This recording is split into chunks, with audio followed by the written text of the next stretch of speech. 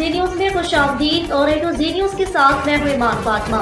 करते हैं आज की आम खबरों। खबर शामिल करते हैं शोरकोट से, जहां पर ब्यूरो चीफ साजिद शेख की रिपोर्ट के मुताबिक IG Punjab police doctor Mohammad Usman Anwar की विजन इंसाफ आवाम की दहलीज पर इस सिलसिले में डीपीओ जंग मलिक तारिक महबूब ने थाना शोरकोट सिटी में खुली कचहरी मुनक्किद की, जिसमें सालिन की तरफ से दी गई दरख्वास्त पर अहकामात जारी किए। बाज़ मीडिया के मारूफ सहाफत से ताल्लुक़ रखने वाले हमारे ए टू जी न्यूज़ के ब्यूरो चीफ साजिद शेख से बात करते हुए कहा कि खुली कचहरी का मकसद अवाम और पुलिस के माबैन हाल फासला को कम करना है। साजिद शेख ने डीपीओ जंग से कहा कि तहसील चौक में आए दिन लड़ाई झगड़ा बहुत ही ज्यादा चौक में मामूनास का रश होता है। तहसील चौक में पुलिस की नफरी और पुलिस गश्त को यकीनी बनाया जाए ताकि मसाइल में कमी आए। डीपीओ जंग मलिक तारिक महबूब का कहना है कि मसाइल के हल के लिए मेरे साथ बराह रास्त मिल सकते हैं। पुलिस के साथ ताउन करे, क्रिमिनल लोगों की निशानदेही करे, पुलिस मेरिट पर फैसला करे। कैमरामैन टीम के साथ साजिद शेख, ए टू जी न्यूज़। लेकिन आपको एडवांस यहाँ भी अगर पुलिस की नफरी का थोड़ा सा गश्त सब लगा दिया सर, हो जाए तो वो जरा लड़ाई सर झगड़ा उससे एक जरा- गाड़ी उस टाइम पे चक्कर रखेगी,